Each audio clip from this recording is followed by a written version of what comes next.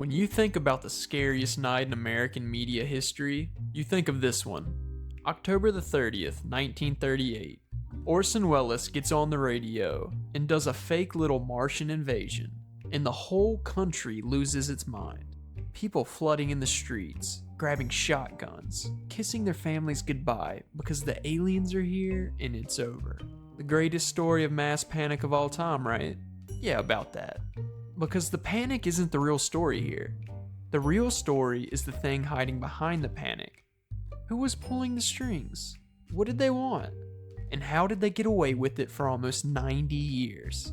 The aliens are the boring part, trust me. By the end of this, you're gonna look at this famous night completely differently. This is the War of Worlds, and the invasion no one told you about. So get to why anyone would believe Martians were touching down in New Jersey. And to be fair, if aliens were gonna invade, New Jersey kinda tracks. You gotta understand what 1938 America actually felt like to live in, because it did not feel good. It's bad, dude. The Great Depression has been grinding people into paste for almost a decade at this point. No money, no jobs, no vibes, and the newspaper on the kitchen table keeps finding new ways to tell you that it's about to get worse. That's the baseline mood. Rock bottom, with a shovel. And then over in Europe, there's this mustached guy you might have heard of, who's making everybody real nervous. War is coming. You can feel it in the air like weather. Don't know exactly when or how, but there is this low hum of dread running under everyday life. The sense that something enormous and violent is loading up just off of the screen. Now, here's the part that actually matters for our story. The way people found out about any of this news was the radio. Not their phone, not the TV. The TV basically didn't exist yet. This is a solid decade before it showed up in living rooms. Just the radio. It wasn't background noise like today. The radio sat in the living room like a member of the family. Everybody gathered around it at night. It was the fireplace, the group chat, and the news anchor all in one glowing wooden box. And crucially, the detail Welles is going to weaponize, the radio had this thing it did. When something big and terrible happened out in the world, it would interrupt whatever was playing to tell you. The music would cut, a calm, serious voice would go, "We interrupt this program," and every stomach in the room would drop, because that voice only ever showed up when something had gone genuinely wrong. People had been trained over years to hear those 4 words and immediately brace for the worst. So picture your average person on the night of October 30th, 1938, broke, exhausted, scared of a war that they can feel coming, and sitting a few feet from a box that taught them that bad news arrives without warning, at any second, interrupting the music. Hold on to that, because a 23-year-old theater kid is about to take every single one of those things and use it against them. That theater kid is Orson Welles, and on Halloween Eve, his group of radio actors, yes, they had actor groups just for radio back then, decided to put on H.G. Wells' War of Worlds, the alien invasion novel, except Welles had an idea, a genuinely cracked, kind of evil idea. He's not gonna read this story. He's gonna stage it like it's really happening, like it's breaking news. So the show opens up all normal. Some music, a weather report, a band playing in a hotel ballroom, boring, cozy even. And the music gets interrupted. "We interrupt this program for a special bulletin." Reports of a weird explosion on Mars, back to the music, then another interruption.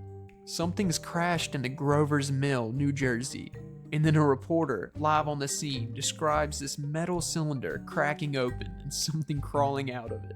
And Welles plays it perfectly. The reporter's voice climbing and breaking, the "oh my god" of a man watching a heat ray cook a crowd of people alive. And then his mic just cuts. It cuts out. Dead air. Silence. It's genuinely brilliant audio. If you turned it from the very start, you heard the disclaimer. This is a play, relax. But if you turned the dial even a few minutes late, you missed all that. You just landed on the middle of a live news report where the military is getting vaporized in New Jersey. So the trap is set. Now the country supposedly walks right into it. And oh, the way the story goes, they bought it. This is the part you know. This is the version in the textbooks. Across all of America, people are losing it. Phone lines to the police stations light up like switchboards on fire.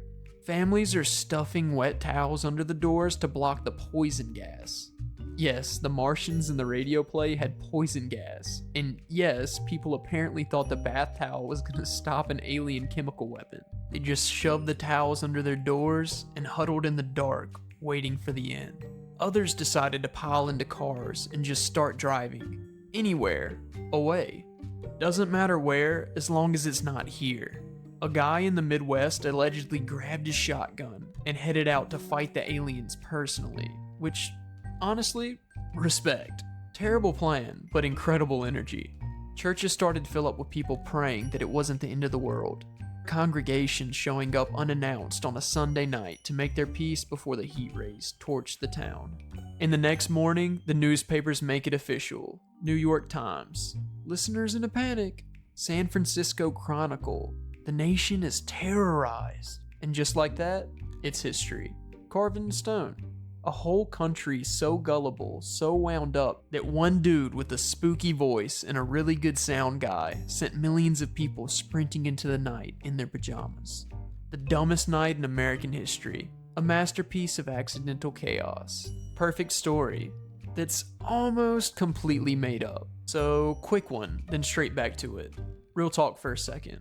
There's an actual person on the other end of this. Someone who went down a research hole, found this insane story, and spent way too long trying to tell it right. That's it. That's the pitch. If you want to watch stuff made by someone who actually cares whether the story lands, hit subscribe. It's the single biggest thing that helps keep me making these. Anyways, let's go back to that panicked nation. Because when you actually check on the nation that night, it turns out it was doing something a whole lot less dramatic than fleeing from Martians. It was ignoring the show. Here's the number that kills the entire legend. The ratings, people. Yes, they were already measuring who was listening back then. This isn't new. It clocked how many Americans were actually tuned into Welles that night. 2%. 2. 98 out of every 100 people were somewhere else on the dial completely. The big alien invasion broadcast that supposedly terrorized a nation barely had anybody on it.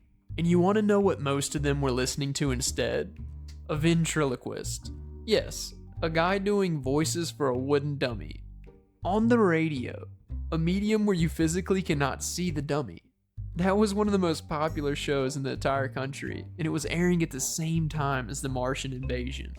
So America handed a choice between an alien apocalypse and a puppet telling jokes into a microphone. Looked at both options and overwhelmingly went with the puppet. Yeah, we've never changed. But surely the tiny slice of people who did hear it panicked, right? Also, no. CBS ran its own survey afterwards and found that most people who caught the show pegged it pretty quickly as a play or a prank and just went about their evening. Made a sandwich, went to bed, did not run into the street to fight Mars.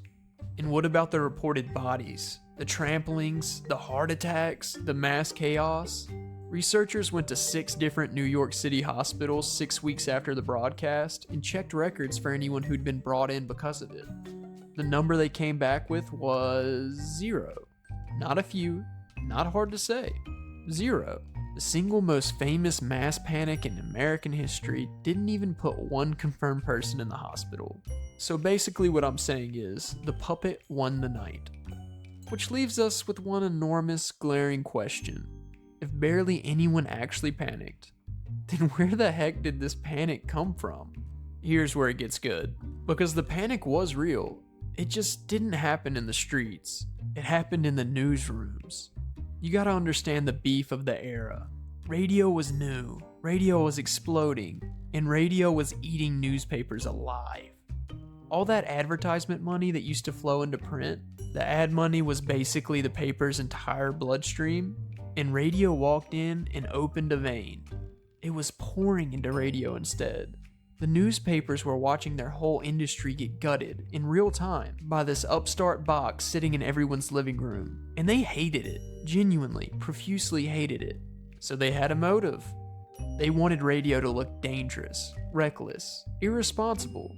They wanted the public to believe that this new medium was a menace that would cause a full-blown riot if you left it unsupervised for 5 minutes. And then Orson Welles walks up and hands him a gift with a bow on it. You can almost hear the editors next morning, right? A couple of scared phone calls come up from New Jersey, and every newspaper man in America perks up. Oh, so the radio caused nationwide panic, did it? A few nervous people out in Jersey? Beautiful. Print it. Print all of it. Radio terrorizes nation. Front page. Biggest letters we've got. They took a small handful of jittery listeners and inflated them into an entire country on its knees. Because a nation too dumb and too fragile to handle the radio was exactly what they were absolutely dying to sell. And it worked. It worked so well that it completely got away from them. A couple years later, a Princeton professor writes a serious academic study of the panic, treating the wildly juiced up newspaper versions as hard facts. And boom, now it's official. Now it's peer reviewed. Now every documentary for the next 80 years opens with the same footage of terrified people fleeing Martians that mostly ran through the imaginations of a few furious newspaper editors that were trying to kneecap their competition. So yeah, the most famous fake news broadcast in history really did fool millions of people, just not the night it aired. It fooled them slowly over the next 90 years, one textbook at a time. And honestly, it's probably still working right now. It probably worked on you too, right? Until about 10 minutes ago? I don't know, when did this video start? The aliens were fake. And the panic, the thing that everybody remembers, the whole reason you knew this story in the first place. The panic was fake too. The only thing that really invaded America that night was a genuinely, ridiculously good story. So here's what I can't stop thinking about. The War of the Worlds panic wasn't a story about gullible people falling for aliens. It was a story about newspapers inventing panic and getting the whole world to repeat it for 90 years. The lie wasn't the broadcast. The lie was the history that was written afterwards. And once you notice that trick, a real thing happened, blown up into legend that never actually did. You start seeing it everywhere. Because there's another one, older, way more famous. The one that everyone trots out the second any market gets crazy. The Dutch who supposedly went insane over tulips that grown men traded their entire houses for a single flower, and then lost everything overnight, then the whole thing came crashing down. The original bubble. The ultimate story about human greed. Except, a historian actually went digging through the records looking for all these ruined, bankrupted, lost-it-all Dutchmen, and she couldn't find a single one. So who invented all that panic? And why has it fooled us for almost 400 years? That's the next one. I'll see you there.